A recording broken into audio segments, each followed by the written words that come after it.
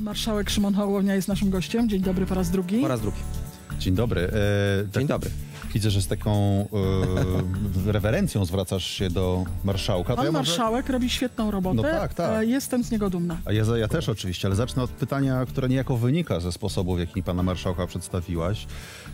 Jest sporo osób, które oczekiwałyby od ciebie, mimo całej twojej swobody bycia, elokwencji, bycia dowcipnym, celnym w puentach i tak dalej. No nie będę ci za dużo kadził, bo i tak nie uwierzę. Bo i tak nie uwierzysz. Oczekiwałyby, żebyś jednak ten urząd pełnił w trochę inny sposób. Że jednak bycie marszałkiem Sejmu to jest takie zobowiązanie, które powoduje, że musisz, mówiąc kolokwialnie, połknąć kij. Tymczasem jest cała druga grupa ludzi, którzy są tym sposobem bycia zachwyceni. Ty, jak przyjmowałeś ten urząd, miałeś swoje wyobrażenie tego, w jaki sposób będziesz go wypełnił?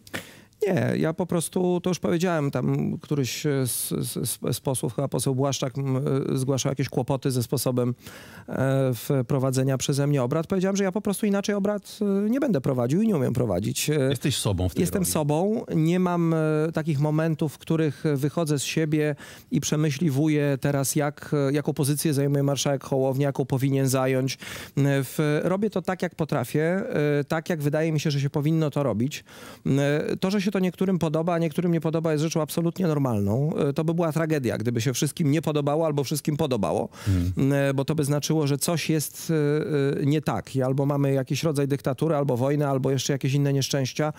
To jest bardzo niebezpieczne, kiedy za wysoko rośnie niektórym poparcie, poziom zaufania, czy poziom takiego społecznego poklasku. To paradoksalnie jest niebezpieczne, bo w pluralistycznym społeczeństwie, w którym każdy z nas ma inne zdanie, no te wskaźniki mają swój bezpieczny poziom gdzieś w okolicach maksymalnie 50%.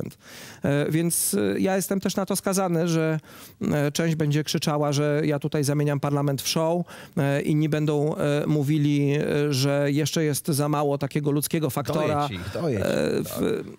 Ja mam wrażenie, że to jakby to samo za siebie w pewnym sensie przemawia. No jednak przez ten miesiąc pierwszy, kiedy jeszcze nie mieliśmy rządu, te oczy zwrócone na parlament, znaczy pokazaliśmy wiele innych rzeczy. Otworzyliśmy ten parlament, przewietrzyliśmy, tam się inaczej oddycha, inaczej żyje, inaczej chodzi, inaczej myśli. Pracownicy, co też dla mnie było takim poruszającym momentem na Wigilii dla pracowników Sejmu, podchodzili też do mnie i mówili, że już się nie wstydzą pokazywać identyfikatorów na mieście, jak wychodzą, tak? Że są dumni, że pracują w Sejmie. I to o to tutaj chodzi. A nie zgadzać się będziemy zawsze i zawsze będą tacy, którzy będą mieli jakiś problem z tym, czy innym moim zdaniem, czy zachowaniem. Ja wiem, jakie jest moje zadanie. Ja mam przeprowadzić sprawnie obrady, dojść do konkluzji i pokazać też szacunek tym ludziom, bo nawet jak się z nimi bardzo nie zgadzam, to my wszyscy jesteśmy posłami. Ja jestem pierwszy na razie, ale z równych. Na każdego z nas ktoś zagłosował. Na mnie 80 000 ludzi prawie, za co jestem bardzo wdzięczny. Na kogoś 40, na kogoś 150, na kogoś 500 000. Na kogoś 6 i też posłem został, czy posłanką. Więc ja myślę, że będę to robił tak, jak umiem, potrafię, a krytyka zawsze będzie. Powiedziałeś kiedyś, że polska polityka jest o niczym. Niestety była taka. Teraz mamy nadzieję, że to się zmieni.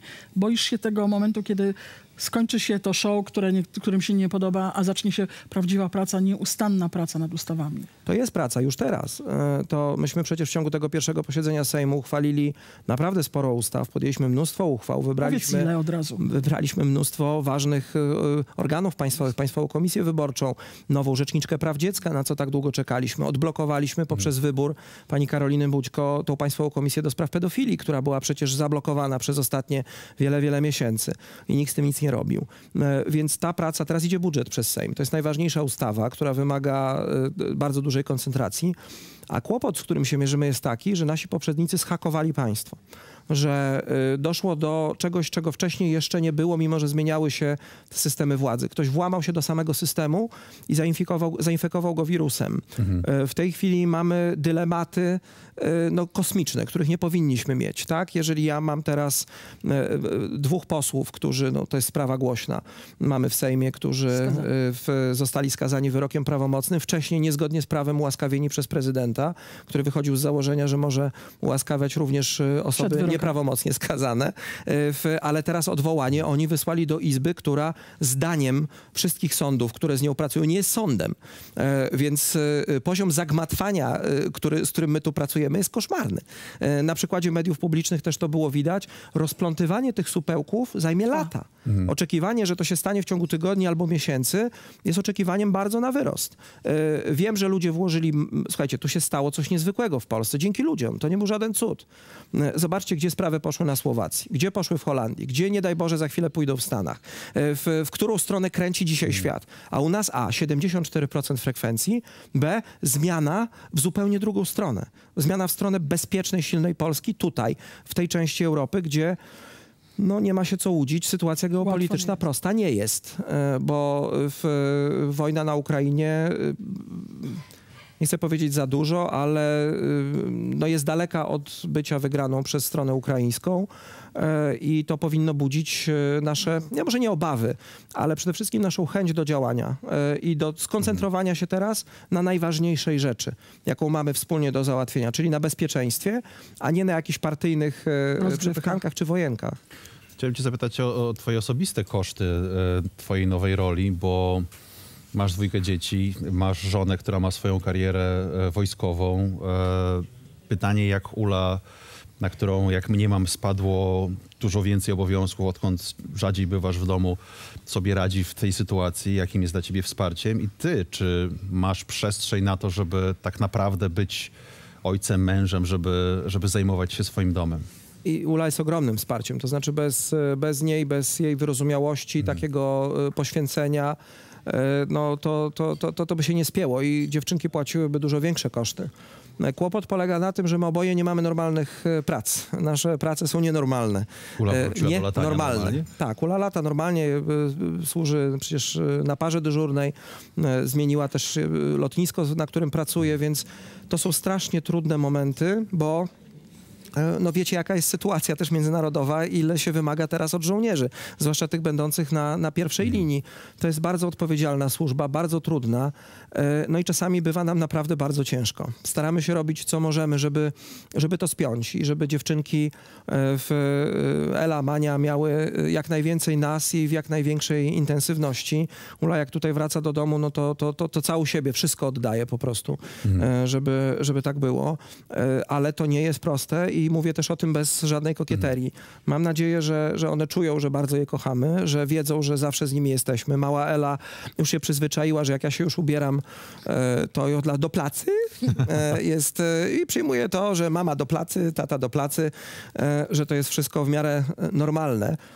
Ale oboje też chyba widzimy, tak mi się wydaje, że będziemy musieli dziewczynkom poświęcać coraz więcej czasu, coraz więcej uwagi, coraz bardziej iść za ich planami na życie, które już Mania zaczyna jakieś tam formułować, zgłaszać. A Mania rozumie wagę tego, co ty i Ula robicie? Wie, że ta odpowiedzialność jest trochę inna niż w przypadku wielu innych rodziców, nie umniejszając im oczywiście, ale jednak w twoich rękach jest gdzieś tam ster, czy jeden ze sterów w państwie, w rękach Uli jest samolot wojskowy, który też jest bardzo poważnym narzędziem. One są bardzo dumne z Uli. Ile razy byliśmy na lotnisku w Uli, to było widać, jak bardzo to przeżywają, jakie to jest dla nich takie budujące. Ela ostatnio podłapała, że mama jest pilotem, więc chociaż czasami też mówi, że pitolem, bo jej się coś pomyli. Mama jest pitolem, więc to, że jest pilotem i przyleci do nas, to już jest w kanonie. Z Sejmem to Mania mnie z troską pytała, jak tam miałem jakiś jeden z pierwszych takich bojów, dlaczego musiałem wyrzucać tych panów z Sejmu i dlaczego... jak z przedszkola. Dlaczego tam... I czy będę musiał, jak teraz idę do pracy, to czy znowu będę kłócił się z tymi panami z Sejmu. Ale to nie jest jeszcze ten moment, w którym można by było... Ona oczywiście chętnie czyta książkę o Sejmie, zrobiłem im wycieczkę, żeby mogły sobie ten Sejm zobaczyć. Mania się bardzo, bardzo odnajduje w tamtej rzeczywistości. Już będę musiał nad nią pracować, żeby ją przestrzec, żeby ją tylko przestrzec. Ale one są cudowne, one są kochane i to, wiecie, ja nie mogłem lepiej trafić, jeżeli chodzi o żonę. Mam wspaniałe dzieci. to się nie mogło po prostu lepiej ułożyć. A czas jest trudny dla nas wszystkich. No zobaczymy, jak to będzie szło, tak? No bo polityka jest też taką partią szachów, którą rozgrywasz dziś i jesteś przygotowany na jutro. Jutro przychodzisz, a ktoś wywrócił szachownicę. Te szachownice czasami są wywracane po 5 razy dziennie. Nagle wyskoczy ktoś z gaśnicą, nagle się okazuje, że jest jakiś problem w koalicji, ktoś gdzieś coś zrobił, ktoś coś krzyczy. Czyli to jest sztuka gaszenia pożarów bez nawiązania do posła Brauna. To jest sztuka płynięcia równo statkiem do portu przy nieustannym zarządzaniu tym, że jest potwornie duży ruch kolizyjny i jeszcze 15 pożarów na pokładzie, ale jak na razie nikt nie wymyślił nic lepszego niż demokracja, to po pierwsze. A po drugie, ja to mówiłem, powiem wam, że jak zaczynaliśmy tę kadencję i siedzieliśmy z tymi nowymi posłami ponad 100, no nie wszystkimi, ale częścią, oni nie mogli uwierzyć w to, co się dzieje na tej sali, że wszyscy naraz jedzą, krzyczą, jest taki już na przykład rytualny okrzyk hańba i już oni się sami śmieją z tego, że jeden krzyknie hańba i sam się zaczyna z tego śmiać i jedna część się zaczyna śmiać i drudzy się zaczynają śmiać, więc to hańba już jest wyprute ze znaczenia. Dobrze, że nie krzyczą liberum veto. Ja bym chciał, żeby słowo parlamentarne zachowanie, parlamentarne zwyczaje, parlamentaryzm jako pewien kod zachowania wróciło na swoje miejsce, bo ja to powiedziałem tym posłom, uchwalimy ustawy, nie uchwalimy, ale jak my za 2 lata stąd wyjdziemy, czy za 4, i to będzie nadal tak samo wyglądało, jak żeśmy tu przyszli, to znaczy, że ponieśliśmy potężną porażkę. Jakim będziesz prezydentem? Ja nie wiem, czy nim będę. Jeżeli będzie okno na to i przestrzeń, to myślę o tym, żeby kandydować w 25. Decyzja za rok, wtedy ją podejmę. Natomiast ja nie muszę. Nie mam takiego wewnętrznego... Ale chcesz? Chciałbym, bo myślę, że ten mój pomysł, który miałem w 20 roku, jest nadal aktualny i że my potrzebujemy pojednania, sklejenia. Ja się niedobrze czuję, kiedy trzeba dociskać komuś do podłogi, okazywać no taką, nie chcę powiedzieć nagą siłę, ale coś w tym guście. Ja wolę rozmawiać, ja wolę spotykać ludzi, szukać w nich jakichś dobrych cech, nawet jeżeli się różnimy, a myślę, że tego, ale też z pewną taką siłą, która płynie z urzędu i stanowczością potrzebujemy. Ten urząd ma w sobie mnóstwo możliwości, natomiast za rok będę podejmował te decyzje. Jeżeli jej nie podejmę albo przegram te wybory, no to bycie posłem z Białegostoku też jest fascynujące. A to, jakim jesteś marszałkiem, będzie miało wpływ na tę decyzję? Jeśli będziesz marszałkiem z sukcesem, to tym bardziej się podejmiesz nowej funkcji? To jest za rok, to jest wieczność w polityce. Ja się cieszę, że dzisiaj te wskazania są bardzo dobre, ale za rok może to wyglądać zupełnie inaczej. Ja się cieszę, że dzięki tej funkcji nauczyłem się od środka tego, jak działa państwo. Jednak bycie marszałkiem Sejmu daje pewne narzędzia proceduralne, polityczne. Uczestniczysz w większości ważnych rozmów, jesteś na bieżąco informowany o stanie państwa, wiesz, jak działa maszyneria, wiesz, co robić w czasie kryzysu. No jesteś tym, który, gdyby coś ma zastąpić prezydenta. Więc musisz być do tego i nauczony, i przygotowany. Musisz to wiedzieć. Jeżeli, nie daj Boże, stałoby się coś, jak reagować, jak zachowywać się, co robić, żeby państwo działało, żeby ta kontynuacja władzy państwowej była. Więc to jest dobre miejsce, żeby zobaczyć to państwo od środka, ale jak będzie, to będzie, zobaczymy. Ja na pewno nie przebieram, nie myślę, trampolina w ogóle, coś, nie. Trampoliny, nie używajmy tego słowa. Żyrandol już na ciebie czeka, także... Jeżeli, znaczy ty go sięgniesz bez drabinki i stołeczka. A ty bez żadnego problemu te klamki na wysokość. To prawda, bo one są na wysokości mniej więcej mojego nosa, a Marcina tułowia. Zawsze mogę cię podsadzić, pamiętaj. Ale myślę, że poradzimy sobie z tym. Czy rozumiem, że to jest propozycja... Zakamuflowana, ale dobrze. Nowej funkcji w Pałacu Prezydenckim. Ale szef kancelarii, czy minister, czy... Myślałem o ambasadurze gdzieś w ciepłym kraju. To możemy porozmawiać. Jak ciepły ma być ten kraj? Bardzo ciepły. I żeby nie było dużo pracy. Żeby nie było dużo pracy, to nie ma, ale pytanie jest wciąż jak ciepły, bo pamiętamy, że poseł Suski mówił, że z Radomia się krócej leci do południowych krajów, więc jak bardzo południowy może ma być taki, ten kraj? Gdzie można pojeździć meleksem i wpaść nim do basenu na przykład. Bo jest historia, która pokazuje, że parlamentarzyści szczerze, że masz osobliwe wyobrażenie służby dyplomatycznej, ale, czytam wiadomości. Ale możemy na tym popracować. No, w sumie może i takich przedstawicieli Rzeczpospolita dzisiaj. Szymonie, Panie marszałku, z ciebie dumni. Jesteśmy naprawdę z pana dumni.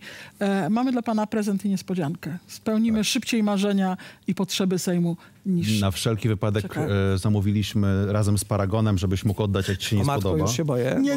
Mieści się pod wasz poduszką. potencjał, myślę, że... Mieści się pod poduszką i nie jest to mały kotek. Proszę bardzo. Ten dla odmiany działa. Złoty przycisk. Proszę bardzo. Wiecie co? Powiem wam teraz coś, czego nie powinienem mówić. Wezmę ten złoty przycisk jak mnie ci posłowie już niektórzy doprowadzali do szału, miałem, wiecie co, ochotę zrobić. Już teraz jak spalę, to już nie zrobię tego. Jak oni tam stali, się gorączkowali, wyzywali mnie, krzyczeli na mnie, miałem ochotę wychylić się za tej swojej mównicy i powiedzieć: panie pośle, pod mównicą znajduje się zapadnia. Za chwilę uruchomię ją przyciskiem, który znajduje się na mojej konsolecie i zobaczyć, jak zareagują, żeby wybić ich z tego takiego krzyku i takiej kakafonii, w którą popadają. No może się I uda. państwo teraz myślą, może że to będzie jest do żart. uruchomienia. To nie jest żart, bo rzeczywiście tam Tam znajduje jest się zapadnia. Życzymy powodzenia, Drodzy trzymamy państwo, kciuki. Suski, proszę Wszystkiego uwagi. dobrego. To jest mój ulubieniec. Życzymy wytrwałości i życzliwości innych i porozumienia ze wszystkimi. Bardzo Wszystkiego dziękuję. dobrego. Wszystkiego dobrego. Trzymajcie się. Wszystkiego dobrego dla Oburzą waszych się jakieś bliskich. panie, że się z tobą spoufalam, ale co mnie tam? Dlatego Wszystkiego 12 dobrego. lat przeszliśmy, przejdziemy i kolejnych No i 12. pamiętaj, że nasza znajomość zaczęła się od tego, że byłem ci winien pieniądze. Pamiętam i nadal jesteś je Chłopaki, winien, no ale musimy już. jakoś z tym żyć. Na Czy szczęście będę to musiał- niewielka Szanowni kwota. państwo. Świadczeń majątkowych. Ty będziesz. Ja tu rządzę jednak. Marszałek Szymon Hołownia był naszym gościem. Oklaski poproszę. Ambasador Prokop. Dziękuję bardzo.